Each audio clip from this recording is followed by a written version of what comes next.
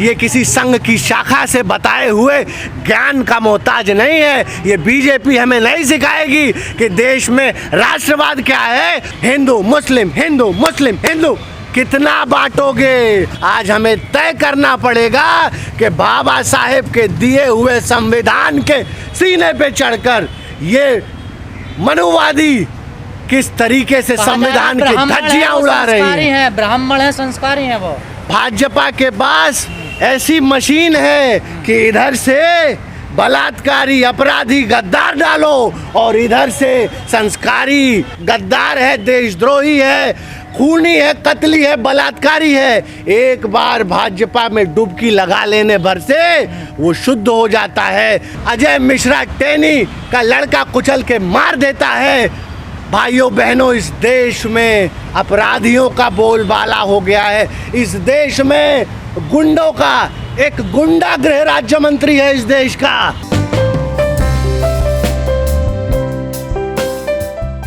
India is under attack. The decisive forces of the country are destroying the very national fabric.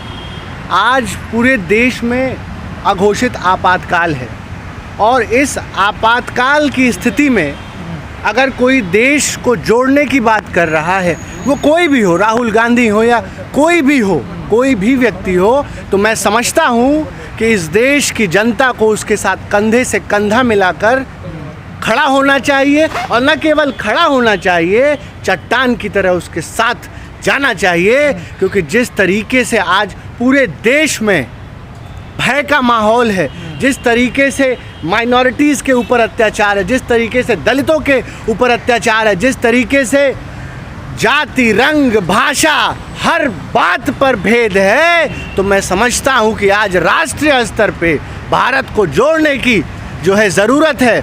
और न केवल राहुल गांधी, मैं समझता हूँ कि जो भी लोग इस देश से, इस भारत वतन से प्यार करते हैं, मुझे लगता है कि आज उन्हें फिर से बाबा साहेब भीमराव अंबेडकर जी के रास्ते पे चलकर, गांधी के रास्ते पर चलकर, सरदार पटेल के रास्ते पर चलकर देश को जोड़ने का काम करना चाहिए। बीजेपी कह रही है भारत जोड़ो यात्रा नहीं है, राहुल गांधी को लॉन्च कर रही है कांग्रेस। राहुल गांधी किसी पद के मोहताज हैं? माननीय प्रधानमंत्री भी एक एमपी हैं और राहुल गांधी भी एक एमपी हैं। तो मैं समझता हूँ ये कहना ये ढकोसलेबाजी है। आज हिंदुस्तान को ये तय करना पड़ेगा कि सत्ता में जो लोग बैठे हैं, क्या वही भारत हैं? क्या आप भारत नहीं हैं? क्या ये व्यक्ति भारत नहीं है? ये भारत नहीं है। ये साजिश है, ये साजिश है और इसी साजिश के खिलाफ हमें लड़ना है। आज संघ के चश्मे से भारत को दिखाया जा रहा है, आज बीजेपी के चश्मे से राष्ट्रवाद को बताया जा रहा है। मैं समझता हूँ कि इससे बड़ा दुर्भाग्य इस देश का कुछ भी नहीं हो सकता है। और ये देश करोड़ों करोड़ लोगों से बन के मिलता है।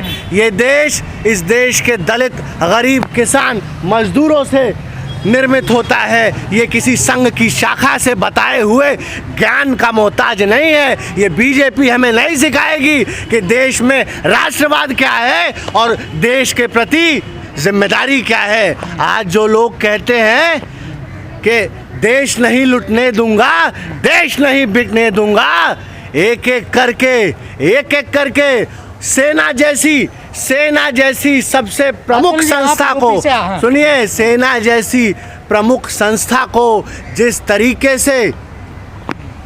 तरीके से ठेका पट्टी पर दे दिया गया है, मुझे शर्म आती है इस देश के युवाओं पे जो आज अब अपनी लड़ाई नहीं लड़ सकते हैं। अग्निवीर भारत के इतिहास में सबसे बड़ा प्रहार अगर हिंदुस्तान की सुरक्षा पर है तो अग्निवीर है। अग्निवीर के माध्यम से इस देश की शक्ति को, इस देश के युवा के भविष्य को कुचलने की साजिश है। मैं समझता हूँ कि आज अगर हिंदुस्तान का युवा अपने घरों से बाहर नहीं निकला, इस तानाशाह, इस घटिया बदहाल अग्निवीर के खिलाफ अपनी आवाज़ को बुलंद नहीं किया, तो मैं समझता हूँ कि वही दौर आने वाला है वही दौर, काला दौर आने वाला है जब तानाशाही इस देश में हावी होगी। अतुल जी, आप यूपी से आते हैं, यूपी में सर्वे किए जा रहे हैं मदरसों के, कैसे देख रहे हैं इन सर्वों को?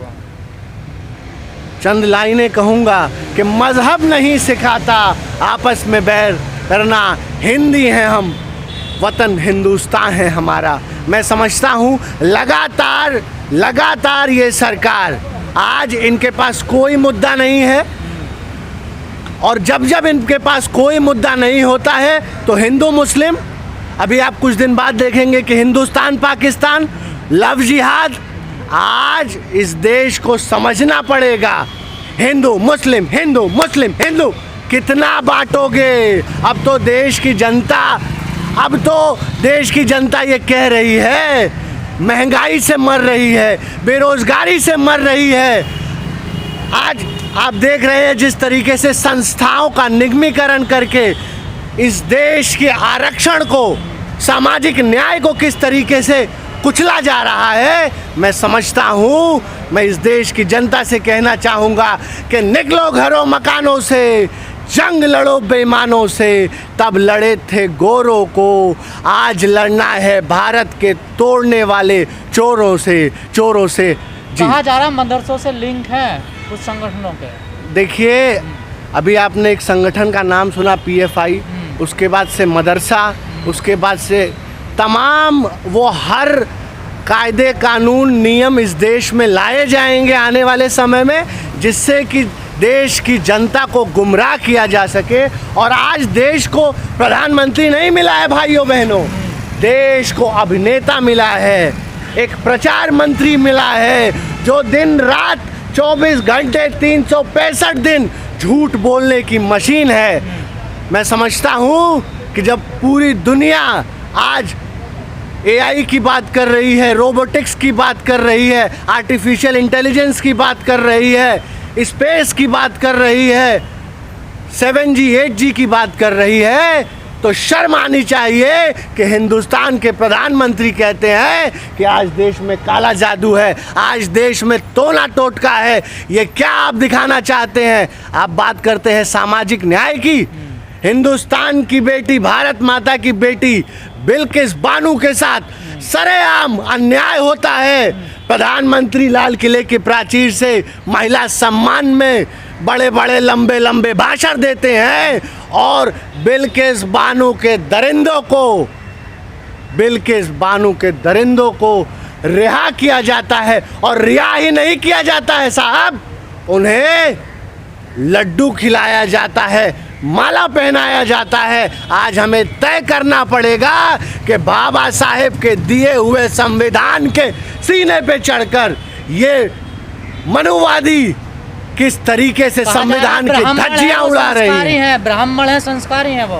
भाजपा के पास ऐसी मशीन है कि इधर से बलात्कारी अपराधी गद्दार डालो और इधर से संस्कारी राष्ट्रवादी ब्राह्मण निकालो। मैं समझता हूँ कि जितना भी बड़ा पापी है इस देश का, जितना भी बड़ा इस देश का कुठाराघात करने वाला है, गद्दार है, देशद्रोही है, खूनी है, कतली है, बलात्कारी है, एक बार भाजपा में डुबकी लगा लेने भर से वो शुद्ध हो जाता है। मैं समझता हूँ कि आज देश को ये तय करना पड़ेगा कि ये जो बांटने वाली शक्तियाँ हैं, ये जो हिंदुस्तान को तोड़ने वाली शक्तियाँ हैं, इनको चुनकर भेजने का काम किसने किया था? भाई साहब, आपको ये समझना पड़ेगा कि हमने, आपने, हम सब ने ही इस शक्ति को चुना था, आपने ही वोट दिया था, हमने प्रचार किया था। इसलिए हमारी जिम्मेदारी है कि 24 में इन्हें उखाड़ के फेंकना का काम भी हम और आप ही करेंगे, ज्ञान वापी पे जो कल फैसला आया कोर्ट की तरफ से, उसको कैसे देख रहे हैं? मुस्लिम पक्ष की याचिका उन्होंने खारिज कर दी। आप ये बताइए, ज्ञान व्यापी ही नहीं, आज मथुरा भी लेने की बात हो रही है। आने वाले समय में आप देखेंगे कि देश में तानाशाह सरकार आ गई है। अंग्रेज तो कहते थे कि फूट डालो, राज करो, ये कहते हैं आग लगाओ, राज करो, क्योंकि जितना आग लगेगा, जितने लाशें गिरेंगी, ये गिद्ध उन लाशों पर राजनीति करने आएंगे। इस देश को फिर से मज़हब में, जाति में। अभी आप देखिए किस तरीके से जातियों में देश को बांटा जाएगा, मज़हबों में देश में बांटा जाएगा, और जो भी इसके खिलाफ आवाज़ उठाएगा, चाहे वो ये हैं, आप हैं, गजेंद्र हैं, तमाम YouTube के चैनल्स हैं, उन सब YouTube चैनल्स को बैन कर दिया जाएगा। इसलिए आज ये समझने की ज़रूरत है कि क्या हम गांधी के सपनों का भारत बना रहे हैं, क्या हम बाबा साहेब अम्बेडकर के सपनों का भारत बना रहे हैं। आज आप देखिए जिस तरीके से महंगाई है, जिस तरीके से बेरोज़गारी है, हिंदुस्तान में 25% जनता, जिस देश को ये कहते हैं कि कृषि प्रधान देश है, शर्म आती है कि 25% जनता आज महंगाई के वजह से भूखे सो रही है। आज हर रोज़ 28 किसान आत्महत्या कर रहा है। हर 3 मिनट में इस देश में एक बेटी की आबरू लूटी जा रही है। हर मिनट दलित को, इस देश के दबे कुचले को दबाया जा रहा है। आप देखिए किसानों को किस तरीके से अजय मिश्रा टेनी का लड़का कुचल के मार देता है। भाइयों बहनों, इस देश में अपराधियों का बोलबाला हो गया है। इस देश में गुंडों का, एक गुंडा गृह राज्य मंत्री है इस देश का, जिसका बेटा किसानों के ऊपर थार चढ़ा देता है, 8 किसानों को कुचल के मार डालता है। इसलिए मैं कहना चाहूँगा और हाथ जोड़कर आप सबसे विनती करना चाहूँगा कि अपने अंतरात्मा की आवाज़ सुनिए, अपने भविष्य के लिए लड़ाई लड़िए, अपने बच्चों के लिए, सरकारी संस्थाओं के लिए, इस देश के लोकतंत्र को बचाने के लिए लड़ाई लड़िए, अपने घरों से बाहर निकलिए। नहीं तो भविष्य में अपने आने वाली पीढ़ियों को आप जवाब नहीं दे पाएंगे, क्योंकि आज सत्ता में ऐसे लोग आ गए हैं जो चाहते नहीं हैं कि ये देश आगे बढ़े, जो सिर्फ और सिर्फ सत्ता की भूख में इस देश को तोड़कर नष्ट करना चाहते हैं। इसलिए मैं कहना चाहूँगा कि आप सब कमर कस लीजिए, क्योंकि आने वाला समय इमरजेंसी से भी खतरनाक होने वाला है। धन्यवाद। जय हिंद, जय भारत।